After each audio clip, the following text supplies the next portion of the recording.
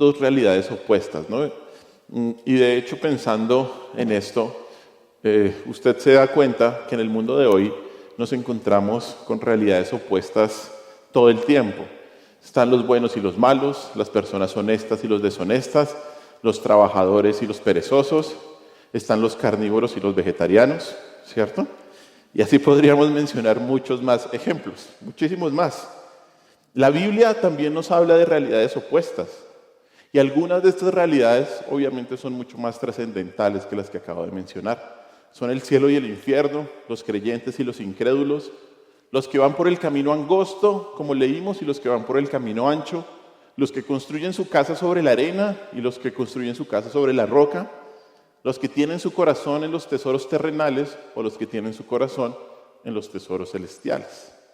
Hoy vamos a hablar de dos realidades opuestas que nos presentan la Escritura y nos muestran lo que sucede en esta tierra con quienes rechazan a Cristo y con quienes deciden seguirlo. Así que acompáñenme a Mateo capítulo 13 y Mateo capítulo 12, versículos del 43 al 50. Vamos a leer. Mateo capítulo 12, versículos del 43 al 50. Dice así: Cuando el espíritu inmundo sale del hombre, anda por lugares secos buscando reposo y no lo halla. Entonces dice: volveré a mi casa de donde salí. Y cuando llega, la halla desocupada, barrida y adornada. Entonces va y toma consigo otros 7 espíritus peores que él, y entrados moran allí. Y el postrer estado de aquel hombre viene a ser peor que el primero. Así también acontecerá a esta mala generación. Mientras él aún hablaba a la gente, he aquí su madre y sus hermanos estaban afuera, y le querían hablar. Y le dijo uno: he aquí tu madre y tus hermanos están afuera, y te quieren hablar. Respondiendo él al que le decía esto, dijo: ¿quién es mi madre y quiénes son mis hermanos? Y extendiendo su mano hacia sus discípulos, dijo: he aquí mi madre y mis hermanos. Porque todo aquel que hace la voluntad de mi Padre que está en los cielos, ese es mi hermano y hermana y madre. Oremos. Señor, te damos gracias por tu palabra, gracias por tu santa escritura. Como siempre te pedimos, ayúdanos, Espíritu Santo, a entenderla como tú quieres que la entendamos, no como nosotros creamos. Ayúdanos a entenderla, Señor, para que sea edificación a nuestras vidas. Ayúdanos a entenderla no solo para conocer lo que dices, sino sobre todo para obedecerte, mi Señor Jesús. Ayúdanos a entender estas dos realidades, Señor. ¿Qué pasa en quien rechaza a ti, Cristo? ¿Y qué debe suceder en quien te sigue, Dios? Te lo pedimos, mi Señor Jesús. En tu nombre hemos orado. Amén. Estos versículos, como vimos hace 8 días, vienen después de la petición que le hacen los líderes religiosos de Israel al Señor Jesús por una nueva señal. Una nueva señal para demostrar que Él era el Mesías. Y debido a que el Señor les había dado innumerables señales de dónde venía su poder, el Señor se niega a darles una señal más. Y les dice que los gentiles ninivitas y que la reina de Saba del Antiguo Testamento, que creyeron en Dios y se arrepintieron, se van a levantar para condenar a esta generación de Jesús, que lo vio realizar miles de milagros, pero no creyeron en Él. Eso está en los versículos que vimos hace 8 días. Y de esto debió causar escozor en los líderes religiosos de Israel, porque ellos no concebían que nadie se salvara por fuera de Israel, y mucho menos que esas mismas personas los condenaran. Por eso, ahora el Señor va a afirmar en estos versículos dos realidades opuestas de aquellos que rechazan en esta vida a Cristo y de aquellos que lo siguen. Aunque parece que estos dos relatos no tienen ningún tipo de relación entre sí, pues en la primera parte vemos que está hablando sobre los demonios, la relación sí la hay. Pero, ¿y por qué la hay? Porque ahí vemos lo que sucede con el estado espiritual de algunas personas que evidentemente son la generación maligna, la generación adúltera de la que venía hablando el Señor. Y en la segunda parte dice que identifica quién es verdaderamente parte del pueblo y de la familia de Dios. Los fariseos pensaban que ellos eran parte del pueblo de Dios, pero el Señor les va a mostrar con esta enseñanza quién es verdaderamente miembro del pueblo de Dios y miembro de su familia. Estos dos relatos nos muestran dos realidades opuestas. Por un lado nos muestra qué sucede con la vida espiritual de alguien que rechaza a Cristo.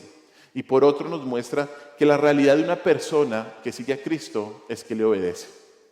Y entender esto es muy, pero muy importante, porque usualmente pensamos que una persona que rechaza a Cristo permanece neutral. Y no sucede absolutamente nada con su rechazo, a menos, eso sí, que muera, ya que se iría a la condenación eterna.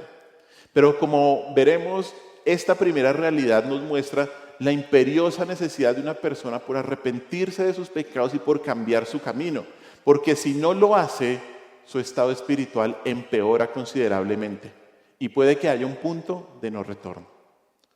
Pero también entender la segunda realidad nos llevará a afirmar que seguir a Cristo no se trata de decir solamente que una persona cree en Dios, que ha hecho una oración por recibir a Cristo, que es receptivo cuando alguien le habla a la Biblia o de la palabra, o ni siquiera que asiste a la iglesia hace muchos años.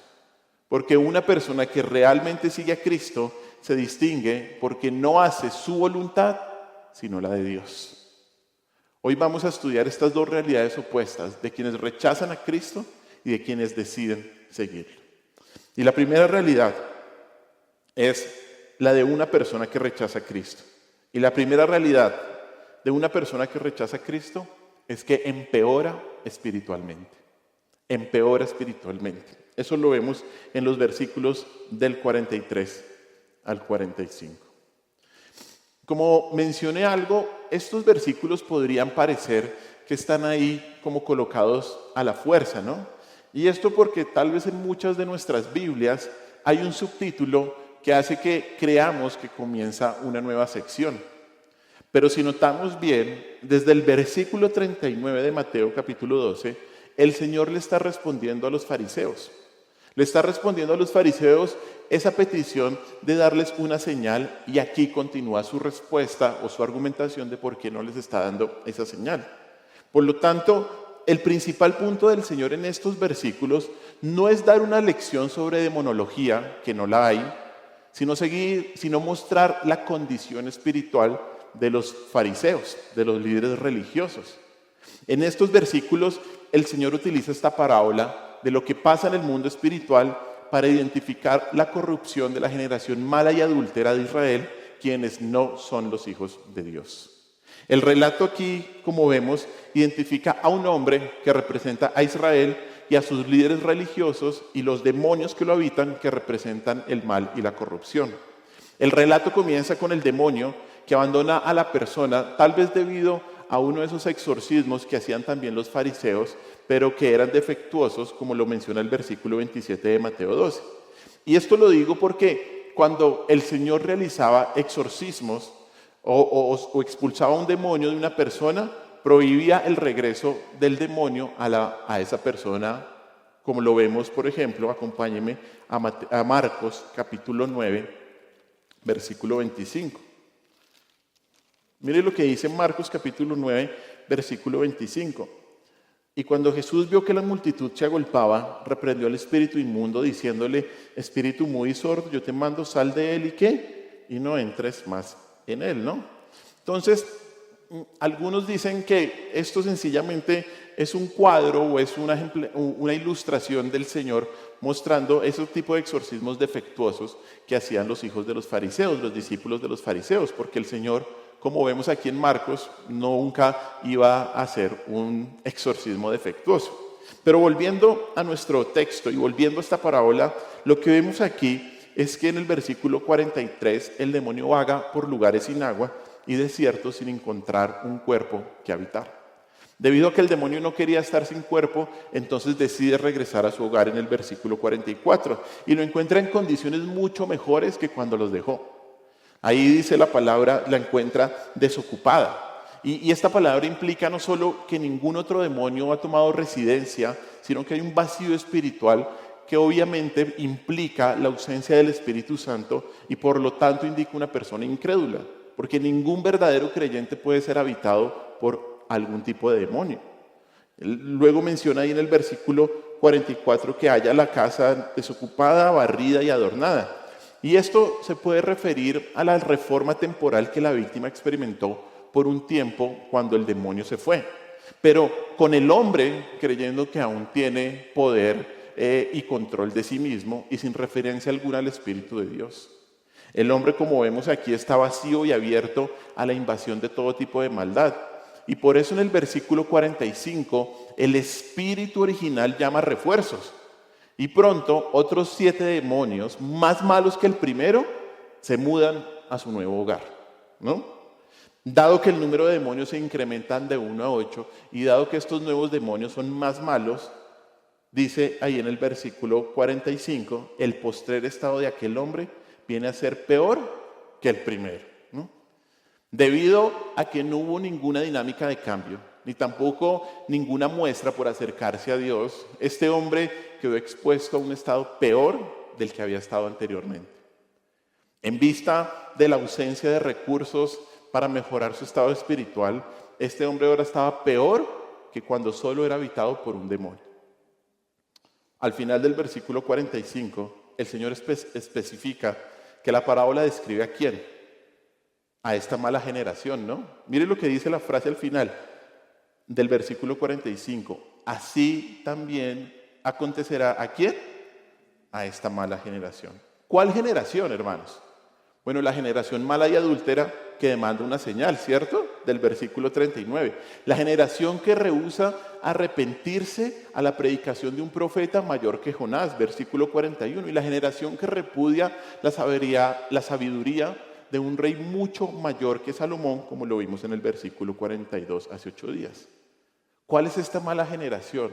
Pues bueno, todo el contexto nos lleva a indicar que es la mala generación ¿de quién?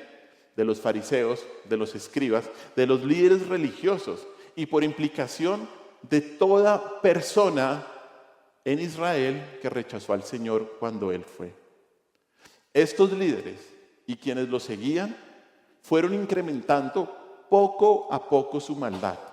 Poco a poco su estado espiritual cada vez fue peor, hasta el punto de conspirar contra Jesús para matarlo, extorsionar a uno de sus discípulos para entregarlo, buscar falso testimonio contra él y por último pedir su crucifixión ante el Imperio Romano. Esta parábola del espíritu inmundo describe un rotundo fracaso espiritual de la nación de Israel. La nación de Israel a la que el Señor había venido, pero su maldad cada vez iba de peor en peor. Como una persona habitada por un número cada vez mayor de demonios más malvados, la condición espiritual de aquellos que rechazaron a Jesús iba a ser cada vez peor. Y claramente el Señor aquí está señalando el peligro en el que estaban incurriendo sus interlocutores. Si ellos no se arrepentían y si no aceptaban que Jesús era el Mesías, solo les esperaba más degradación espiritual y se enfrentaban a un futuro realmente sombrío. Aquí vemos en estos versículos que Jesús confirma el principio que la maldad de un pecador no permanece estable, sino que empeora. La maldad de un pecador no permanece estable, sino que empeora. Si una persona, escúchenme bien, si una persona no se arrepiente de su pecado, su maldad es cada vez peor, hasta que se encuentra a sí mismo en un comportamiento que no hubiera creído posible antes. Y hermanos, esto en primer lugar, obviamente tiene una implicación para los incrédulos, para aquellos que no creen en Cristo como Señor y Salvador, para aquellos que no se han arrepentido. Los que no se han arrepentido viven en un estado de desobediencia a Dios sin prestar atención a su llamado de gracia, y su estado espiritual cada vez es peor. Mire lo que dice Romanos capítulo 1, versículos 21 al 27. Y Pablo aquí está introduciendo, todo el capítulo 1, Pablo introduce el tema de Romanos. El tema de Romanos es la justificación solo por fe. Y Pablo da una cruda realidad, una despiadada descripción del corazón humano sin Dios. Y mire lo que dice aquí, Romanos capítulo 1 del 21 al 27. Dice así: pues habiendo conocido a Dios, no le glorificaron como a Dios, ni le dieron gracias, sino que se envanecieron en sus razonamientos y su necio corazón fue entenebrecido. Profesando ser sabios se hicieron necios y cambiaron la gloria del Dios incorruptible en semejanza de imágenes de hombre corruptible, de aves, de cuadrúpedos y de reptiles, por lo cual también Dios los entregó a la inmundicia en la concupiscencia de sus corazones, de modo que deshonraron entre sí sus propios cuerpos, ya que cambiaron la verdad de Dios por la mentira, honrando y dando culto a las criaturas antes que al Creador, el cual es bendito por los siglos. Amén. 26. Por esto Dios los entregó a pasiones vergonzosas, pues aún sus mujeres cambiaron el uso natural por el que es contra naturaleza. Y de igual modo, también los hombres, dejando el uso natural de la mujer, se encendieron en sus lascivias unos con otros, cometiendo hechos vergonzosos hombres con hombres y recibiendo en sí mismos la retribución debida a su extravío. ¿Qué vemos aquí? Una acusación brutalmente honesta de parte de Dios. Esta es la impactante realidad en donde Dios abandona a quienes lo han abandonado repetidamente. Y no hay nada más aterrador que esto, hermanos. Nada más aterrador que esto. Si usted se fija, los versículos 24 y 26 comienzan con un por lo cual, Romanos capítulo 1, y también un por esto, ¿no? ¿Y esto qué nos está indicando? Que el abandono de Dios es por el rechazo intencional que las personas han hecho del conocimiento de Dios. Versículo 21 dice, ¿no? Pues habiendo conocido a Dios, ¿qué? No le glorificaron como a Dios. No le glorificaron como a Dios. Y cuando Pablo aquí está diciendo que Dios los entregó, que Dios los abandonó a la inmundicia, a la concupiscencia de sus corazones, quiere decir que esta gente está yendo, ¿qué? De mal en peor. De mal en peor. Ese fuerte deseo pecaminoso conduce a actos sensuales, en este caso, cada vez peores de impureza. Ellos se están hundiendo cada vez más y más en la maldad de sus corazones. Y esta incredulidad totalmente endurecida coloca a una persona en una posición dramática y lo aleja más de Dios. Como un barco que alguna vez pudo haber estado amarrado a un muelle, ¿no? Y llega una corriente bastante dura y hace que suelte su cuerda y entonces el barco va río abajo. Y cada vez el agua viene más fuerte y cada vez ese barco se está alejando más y más del muelle. De la misma manera, los que rechazan a Dios están a la deriva del conocimiento de Dios y se alejan cada vez más y más y más de Él. Miren, hermanos, y todos los que me escuchan aquí, ninguna persona permanece inmóvil o estática en su relación con Dios. Ninguna persona permanece estática o inmóvil en su relación con Dios. Todos se están acercando a Dios o se están alejando cada vez más de Él. Pero nadie se queda quieto en su relación con Dios. Los que rechazan a Dios se están alejando cada vez más hacia las tinieblas del pecado. Y en un punto, y escúcheme bien por favor, en un punto que solo Dios conoce, ese rechazo conduce inevitablemente ¿a qué? Al abandono divino. El Señor llega a un punto en que entrega. Y eso es lo peor que puede suceder. Aquellos que rechazan a Dios repetidamente están peligrosamente cerca de sufrir un abandono divino similar. ¿Por qué? Porque han abandonado al Señor constantemente. Porque no han aceptado su llamado al arrepentimiento, porque no han querido cambiar su vida. Al ser abandonados por Dios, los incrédulos se sumergen en niveles más profundos de incredulidad, como dice Romanos 1:25, y de hecho como les pasó a los fariseos. El estado de maldad fue porque aunque se les dio a conocer la verdad de Dios, la dejaron de lado y ¿qué creyeron? La mentira sencillamente. Cuando una persona no quiere creer la verdad, va a buscar lo contrario, que es vivir la mentira. ¿No? Es lógico. El rechazo de la piedad te lleva a vivir en la iniquidad. Y es que aquí no hay terreno neutral, hermanos, no hay una posición intermedia con respecto a Dios. ¿Se acuerda lo que vimos en Mateo capítulo 12, versículo 30? El que no es conmigo, ¿qué? Contra mí es, dijo el Señor. Mire, esto lo hemos visto a nivel individual y a nivel grupal también, porque cualquier grupo, cualquier sociedad que rechace a Dios y su verdad, se va a ver cada vez más hundida en pecados cada vez más bajos. Ninguna cultura que rechace el estándar divino está evolucionando hacia un nivel superior de moralidad. Todo lo contrario. ¿No ve hoy en día cómo está nuestra sociedad? ¿Creemos que estamos evolucionando? ¿Aceptando absolutamente todo y no condenando el pecado? Va a llegar un punto en que ni siquiera nos van a permitir hablar de lo que es pecado. Con todo este movimiento LGBTIQ+, y todo el abecedario que le sigue, va a llegar un punto en que nos va a decir que eso no es pecado y que eso está mal. Y van a empezar seguramente a cerrar las iglesias y a llevar a la cárcel a personas que prediquen de esta manera. Pero ninguna cultura que rechace el estándar divino está evolucionando hacia un nivel superior de moralidad. Todo lo contrario. Toda sociedad está descendiendo a un pozo negro de iniquidad y a una inmoralidad desenfrenada de todo tipo.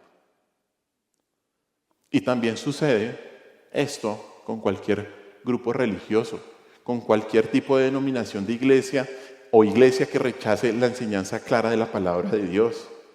Eventualmente tolerará e incluso apoyará la inmoralidad. Eso es lo que pasa. Iglesias que permiten el pecado, que no hay disciplina eclesial, que no se predican contra el pecado. No, pues esto es una falsa unidad en nombre del amor, ¿no? Entonces, porque nos amamos, toleramos. Eso no es el amor del Señor. El amor del Señor es decirte que estás pecando. Es decirte que estás mal. Es decirte que debes cambiar y no tolerar eso, ni manchar la iglesia del Señor.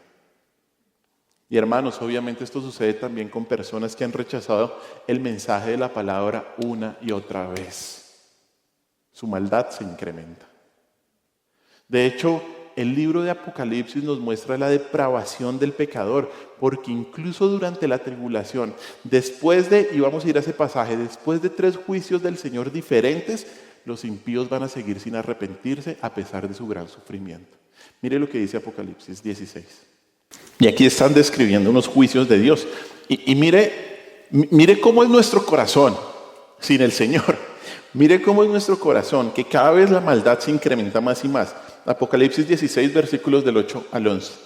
Dice así: el cuarto ángel derramó su copa sobre el sol, el cual fue dado quemar a los hombres con fuego. Y escuche bien, y los hombres se quemaron con el gran calor, y blasfemaron el nombre de Dios, que tiene poder sobre estas plagas, ¿y qué? Y no se arrepintieron para darle gloria. Continúe. 10. El quinto ángel derramó su copa sobre el trono de la bestia, y su reino se cubrió de tinieblas, y mordían de dolor sus lenguas. Y blasfemaron contra el Dios del cielo por sus dolores y por sus úlceras, y no se arrepintieron de sus obras. Tenaz, ¿no? ¿Cómo es la maldad del corazón del ser humano? Están viendo cómo el Señor derramaba sus juicios y qué más odio contra Él. No se arrepintieron. Si tú has rechazado una y otra vez a Cristo, para allá. Si tú has rechazado una y otra vez la oportunidad de arrepentirte, arrepiéntete ya mismo. Si te has opuesto a la verdad, acéptala hoy. Acéptala hoy. Y acéptala ya mismo. Acéptala de inmediato, por favor. Acéptala. Porque si no, tu maldad cada vez va a ser peor. Cada vez va a ser más dura.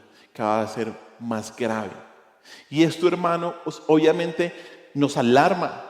Pero ¿sabe qué? Esto nos debe llevar a compartir el evangelio de salvación con aquellos que lo han rechazado. Porque esta puede ser la última oportunidad antes de que Dios los abandone a sus propios pecados. Debemos compartir el evangelio. Debemos hacerlo.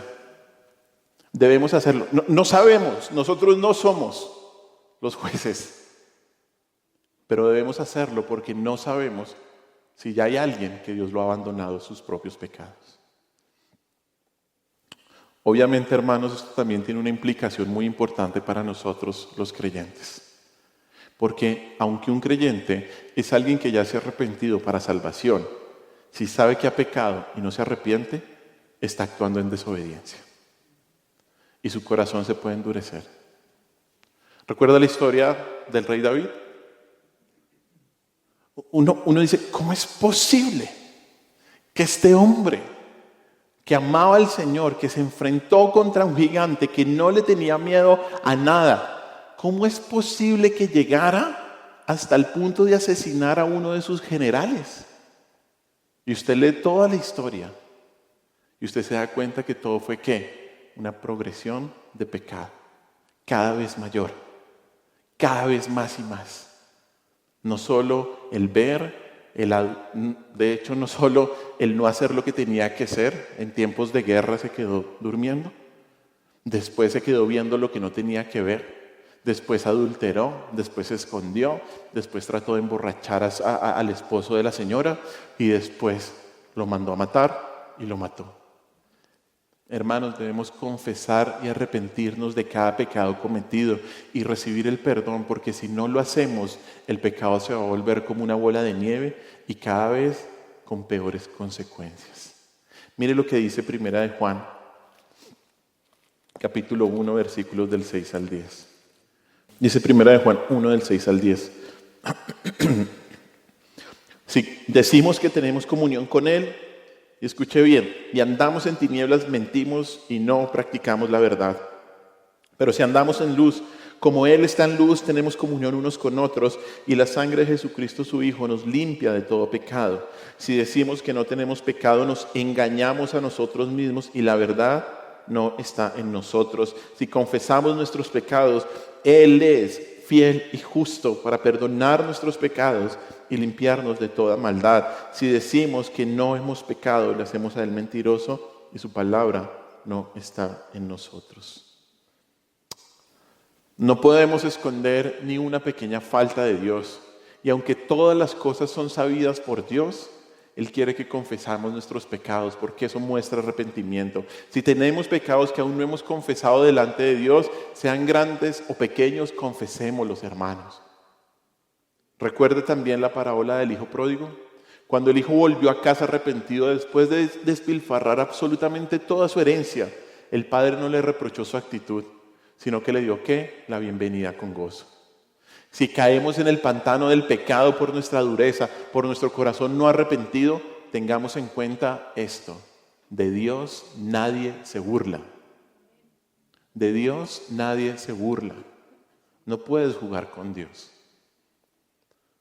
Por eso, ante el más mínimo pecado, corramos a confesar nuestro pecado, hermanos. El Señor es un Dios perdonador, para que nuestro estado espiritual no empeore, sino que siempre estemos con una conciencia limpia delante de Dios.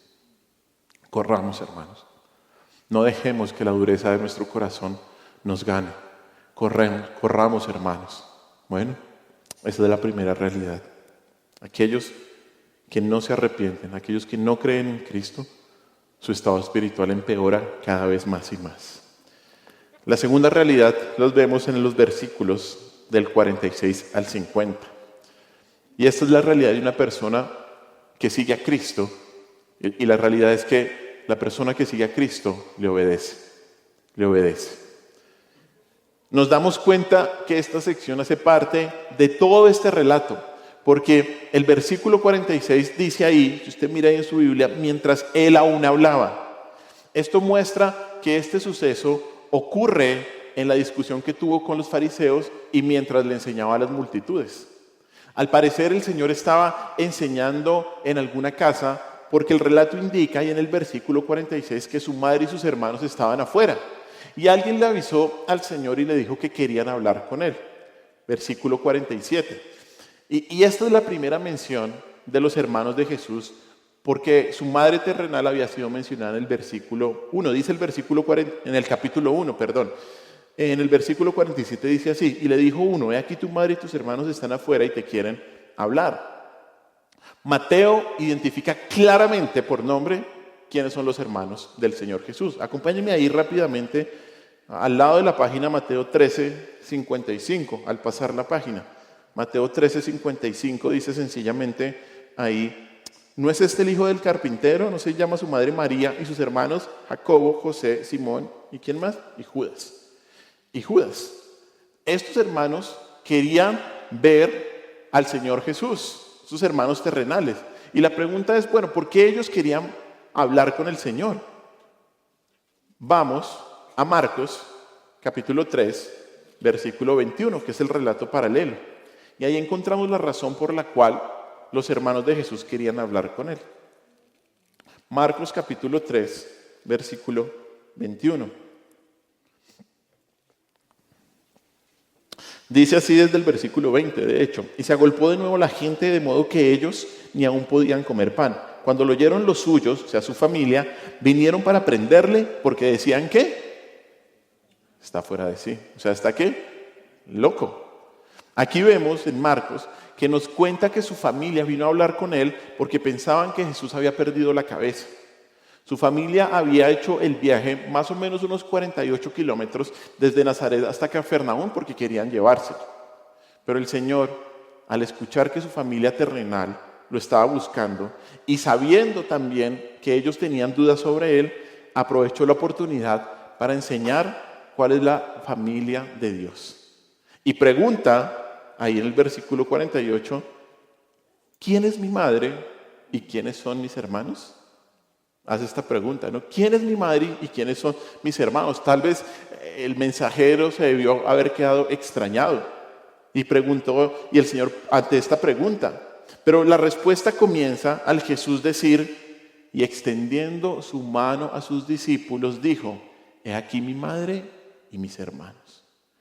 Aquí el Señor está identificando a los discípulos como su verdadera familia y prioriza su familia espiritual sobre su familia biológica, ¿cierto? Y la razón de esta respuesta no es que el Señor estaba negando a su familia biológica o ni siquiera que los estaba discriminando, no. Pero el punto, y esto es muy importante, el punto es que su relación con su familia espiritual tenía prioridad sobre su relación con su familia biológica. ¿Por qué? Porque la única relación que importa eternamente es la relación espiritual, no la física. La relación espiritual supera a la física. En esta nueva familia, los lazos son espirituales, no naturales. Si bien los discípulos no estaban físicamente emparentados con el Señor, sí lo estaban espiritualmente. ¿Por qué? Porque esta familia va a durar por toda la eternidad. Y al proclamar este principio, el Señor también estaba deshaciendo un argumento que tenían los fariseos y los escribas, quienes pensaban que iban a entrar al reino de Dios. ¿Por qué? Por estar emparentados con Abraham, por creerse de un linaje específico. Pero y la pregunta es, ¿y entonces cómo identificamos quién es familia del Señor? Pues lo dice el versículo 50. Dice así: porque todo aquel que hace la voluntad de mi Padre que está en los cielos, ese es mi hermano y hermana y madre. El versículo comienza diciendo todo aquel. Esto significa cualquiera en absoluto. E indica que el Evangelio es para todo aquel que venga por gracia mediante la fe. Para toda persona. No discrimina, no tiene distinción, es para todo aquel. Todo aquel y cualquiera que hace ¿qué? La voluntad del Padre que está en los cielos, ese es mi hermano y hermana y madre. Y esto es maravilloso, hermanos, porque aquí Jesús nos enseña en primer lugar que la relación de alguien con Dios está determinada por la relación con Jesús. Punto final. La relación de alguien con Dios está determinada por la relación con Jesús. La relación de una persona con el Padre y con Jesús no puede ser separada. No hay muchos caminos a Dios, hay solo un camino. No hay muchas verdades, hay solo una verdad. No hay muchas vidas, hay solo una vida. No hay muchos caminos que conduzcan, como dice el dicho a Roma.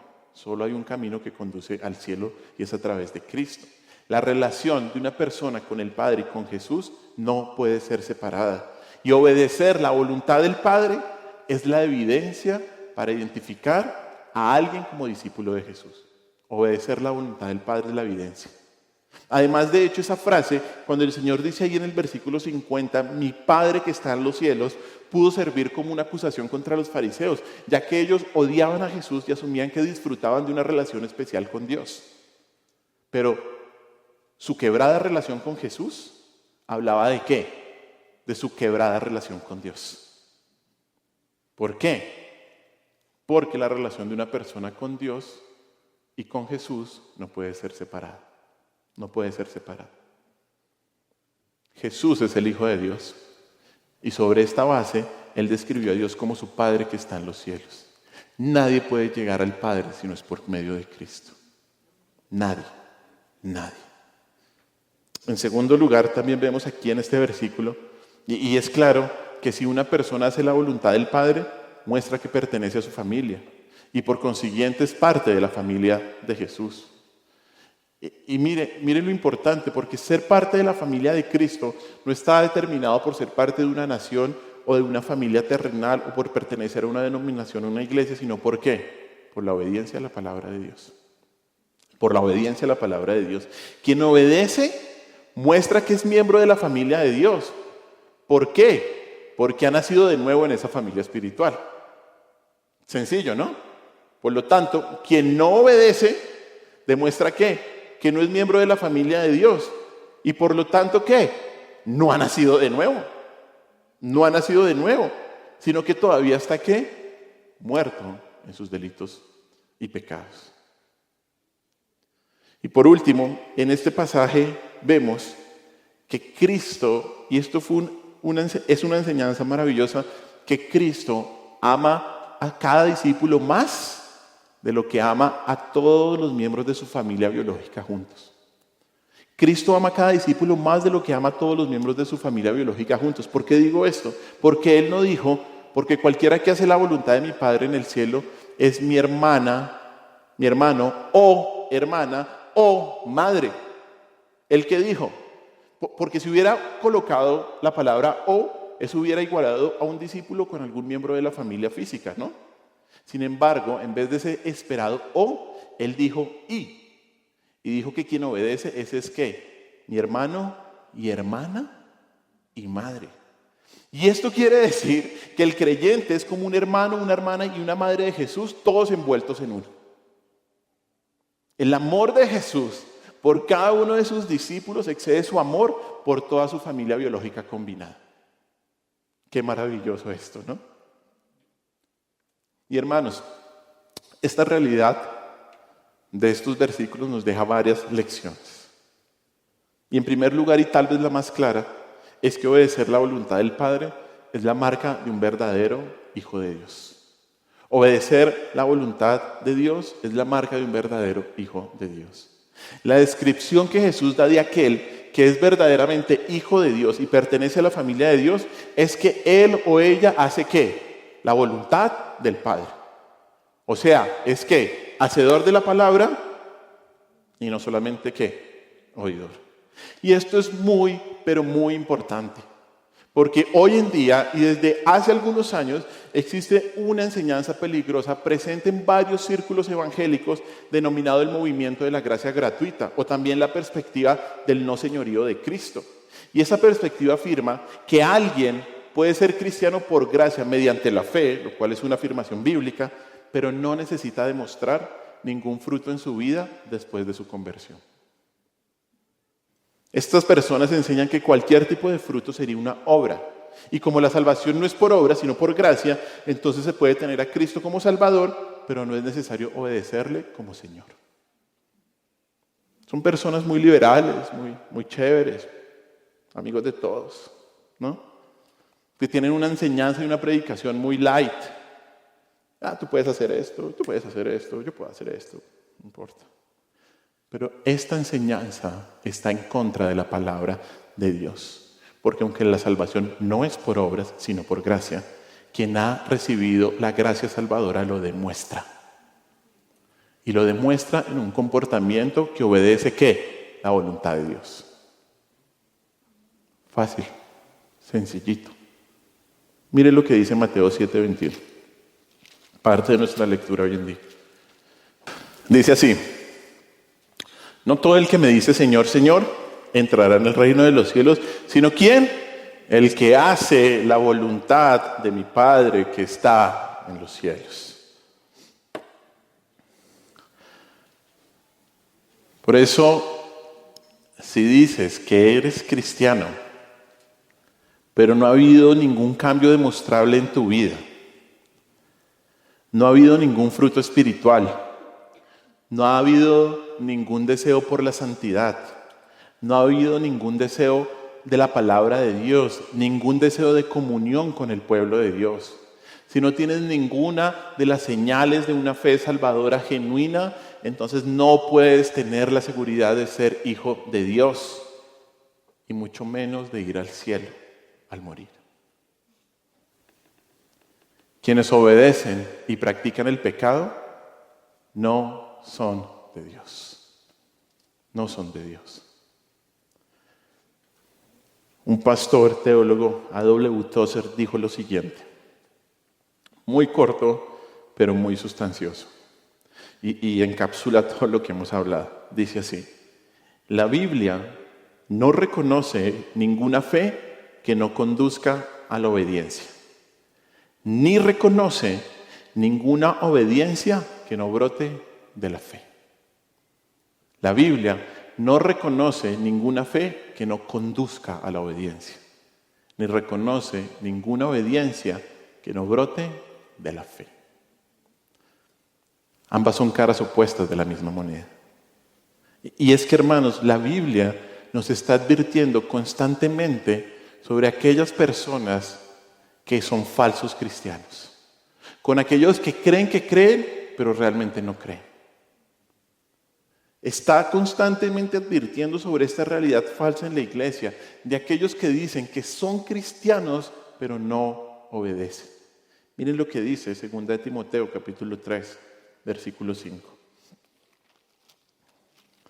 2 de Timoteo, capítulo 3, versículo 5. Dice así: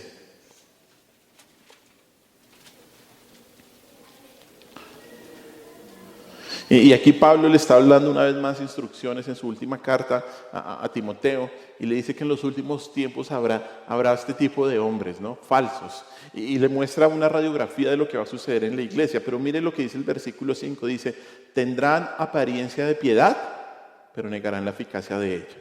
¿A estos qué les dice? Evita. No te juntes. No te metas con ellos. No te metas con ellos. Tienen apariencia de piedad, pero niegan la eficacia de ella. ¿Qué dicen? No es necesario la obediencia. No es necesario vivir un estilo de vida piadoso. Mire, quien es verdaderamente discípulo de Cristo honra y obedece a Dios, mientras que los falsos solo buscan el placer y el beneficio personal. Mientras que uno agrada al Señor y busca obedecerlo, el otro quiere satisfacer su deseo natural y desobedece la palabra de Dios. Ambos se identifican por sus acciones. Si nuestra fe es real, lo demostraremos reflejando la realidad de la obediencia a Cristo. Lo demostraremos. Y algo muy importante, hermanos, que debemos tener en cuenta siempre, que no podemos olvidar, y algo que no podemos olvidar es que debemos entender que intentar obedecer en nuestras propias fuerzas puede llevarnos al legalismo, ¿no? Y eso va a resultar al fracaso y a una sensación de inutilidad en nuestra vida cristiana. El secreto de una vida obediente es confiar plenamente en el Espíritu Santo, es tener la motivación correcta, es saber que yo obedezco, es saber que yo quiero servir al Señor, no para que me vean, no para ganarme méritos delante de Dios, sino ¿por qué? Por agradar a mi Señor, por agradar al Señor, por agradar a aquel que dio la vida por mí. Esa es la motivación. Y algo también importante, ninguno de nosotros alcanzará esta meta a la perfección en esta vida. Pero este comportamiento debe ser la dirección general de nuestra vida. Bueno, o sea, a eso debemos dirigirnos. Nuestro deseo, nuestro anhelo, nuestro camino, nuestra orientación debe ser la obediencia. A ello estamos dirigidos, a obedecer cada día más y más. A buscar dejar cada vez más el pecado. No somos perfectos, pero no somos los mismos que ayer. Eso sí tiene que ser así, hermanos. No somos perfectos, pero no somos los mismos que ayer, sino que debemos estar dirigidos ¿a qué? Hacia la obediencia. Y tal vez por último, y una de las lecciones más lindas de esta carta, o de esta sección, es que estos versículos nos llevan a afirmar que hay una relación que supera los lazos biológicos en esta tierra, hermanos. Y esa relación es aquella que trasciende por la eternidad con quienes son parte de la familia de Dios. Los hermanos y hermanas que durarán por siempre no son los que están relacionados con nosotros en el aspecto humano, no, sino aquellos que están relacionados mediante el nuevo nacimiento. Y Jesús no dice, y esto sí lo quiero aclarar, que los lazos familiares terrenales carezcan de importancia. El Señor no dice eso. El punto es que, aunque las relaciones familiares son importantes y la palabra nos da claros mandatos de cómo debemos comportarnos en esta área, como por ejemplo uno que dice, el que no provee para los de su casa es peor que un incrédulo, ¿cierto? O sea, el Señor nos da claros mandatos, pero mire, son las relaciones de la familia de la fe las que perdurarán por la eternidad. Y por esa relación, y por esto más bien, esta relación cobra mayor relevancia. Imagínense, nos vamos a ver las caras allá. Miren lo que dice Efesios 2:19. Así que ya no sois extranjeros ni advenedizos, sino que conciudadanos de los santos y miembros de la familia de Dios. La unidad del cuerpo de Cristo descansa sobre una relación más profunda que la de la carne y es la del Espíritu. La iglesia cristiana en su conjunto se considera la familia de la fe, se considera una familia y por lo tanto como familia debemos tratarnos con especial cuidado, hermanos. Debemos buscar tratarnos con especial cuidado unos a otros. Mire este otro versículo, Gálatas capítulo 6, versículo 10, allá a la izquierda de Efesios, una paginita antes en la mayoría de nuestras Biblias, Gálatas 6, 10, dice así. Así que según tengamos oportunidad, hagamos bien a todos y mayormente ¿a quiénes? A los de la familia de la fe. Y mayormente al que tiene a su lado. Y mayormente a esa persona que ha caminado con usted en este camino de la fe cristiana. Mayormente a los de la familia de la fe. Como familia de la fe estamos unidos por la fe de la palabra, por el apoyo mutuo, por el amor, por el servicio. Hermanos, la iglesia es la familia de la fe y vamos a estar unidos por la eternidad. Hermanos, dos realidades opuestas en estos versículos.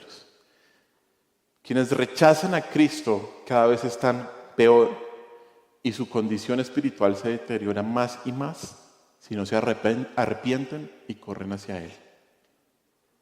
La otra realidad es que quienes son miembros de la familia de Dios obedecen la voluntad de Dios. No hay excusa. Obedecen por gracia y no dicen que son hijos de Dios, sino que actúan como hijos de Dios. La pregunta es, ¿en qué realidad estás tú? Oremos.